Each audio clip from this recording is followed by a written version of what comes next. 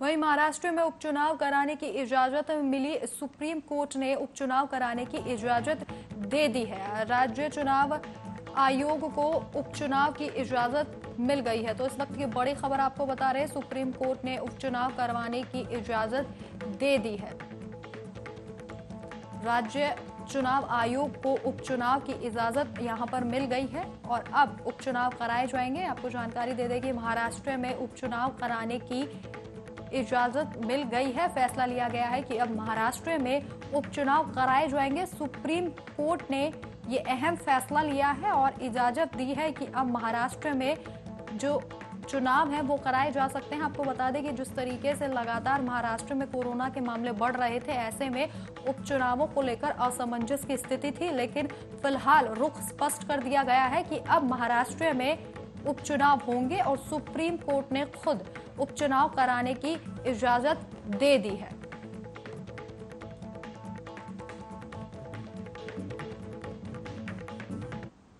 वहीं Delhi high court में Twitter ने मंगलवार को माना कि उसने नए आईटी रूल्स का पालन नहीं किया है। इस पर हाई कोर्ट ने साफ कह दिया कि अब हम ट्विटर को कोई भी प्रोटेक्शन नहीं दे सकते। सरकार ट्विटर के खिलाफ कोई भी एक्शन लेने के लिए स्वतंत्र है। आईटी रूल्स लागू होने के बाद भी अब तक शिकायत अधिकारी की नियुक्ति नहीं करने पर ट्विटर के खिलाफ दिल्ली हाई कोर्ट में अमित आचार्य ने शिकायत दर्ज कराई थी। इसी याचिका पर सुनवाई के दौरान कोर्ट ने केंद्र से पूछा कि क्या ट्विटर नियमों की अवहेलना कर रहा है, तो इस पर केंद्र ने हां में जवाब दिया है। आपको बता दें कि इसके बाद ट्विटर की ओर से पेश वकील सज्जन पुवैया ने भी माना कि हमने आईटी रूल्स का पालन नहीं किया है। हाईकोर्ट ने ट्विटर से कहा कि आपने कोर्ट को गलत जानकारी दी है। कोर्ट ने ट्विटर के वकील से कहा कि आप हमें अपने क्लाइंट यानी ट्विटर से पूछकर बताएं कि शिकायत अधिकारी की नियुक्ति में और कितना वक्त लगेगा।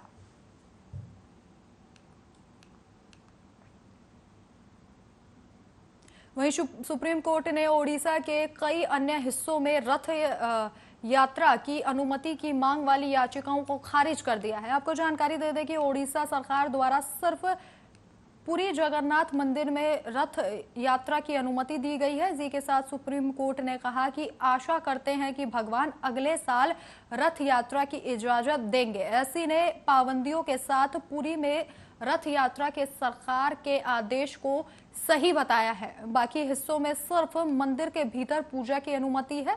इस साल वार्षिक रथ यात्रा उत्सव श्रद्धालुओं की भीड़ के बगैर ही होगा और उन्हें रथ के मार्ग में छतों से भी रस्म देखने की अनुमति नहीं होगी। आपको जानकारी दे दें कि पुरी के जिलाधिकारी समर्थ वर्मा ने कहा कि प्रशासन ने अपने फैसले की समीक्षा की है और रथ यात्रा का दृश्य घरों और होटलों की छतों से देखने पर भी पाबंदी लगा दी गई है। उन्होंने कहा कि 12 जुलाई को होने वाले इस उत्सव से एक दिन पहले पूरी शहर में कर्फ्यू लगाया जाएगा, जो अगले दिन दोपहर तक प्रभावित रहेगा।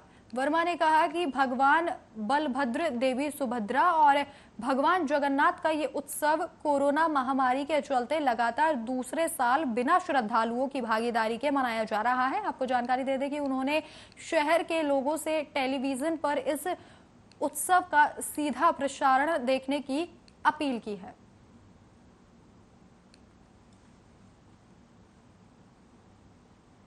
दिल्ली के मुख्यमंत्री अरविंद केजरीवाल ने बड़ा ऐलान किया है और कहा कि जिन लोगों की कोरोना से मौत हुई है उनके परिजनों को दिल्ली सरकार की ओर से 50,000 की एक मुश्त राशि दी जाएगी। आर्थिक सहायता का ऐलान करते हुए उन्होंने कहा कि जिस परिवार में लोगों की मौत हुई है उनके घर सरकार की ओर से कर्मचारी जाएंगे और उन्हें ये राशि देंगे। मुख्यमंत्री केजरीवाल ने इस दौरान 2 और बड़े ऐलान किए। उन्होंने कहा कि जिस बच्चे की मां पिता की मौत कोरोना से हुई हो तो उसे भी 25 साल होने तक हर महीने 2,500 रुपए दिल्ली सरकार की ओर से दिए जाएंगे। मुख्यमंत्री ने साफ कर दिया कि अगर किसी बच्चे के माता या पिता में से किसी एक की मौत पहले हो चुकी है और दूसरा कोरोना के कारण दूसरे का भी निधन हो गया है, तो ऐसे में बच्चों को भी 25 साल होने तक 2,500 रुपए मासिक रूप से दिए जाएंगे। इसके साथ ही सीएम ने कहा कि कोरोना के उन लोगों की मौत हो गई है जो कि कमाकर अपने परिवार का घर चला रहे थे, वैसे लोगों को भी हर महीने कुछ राशि दी जाएगी। हालांकि उन्होंने ये नहीं बताया कि ऐसे लोगों को, परिजनों को कितनी रकम कब तक दी जाएगी।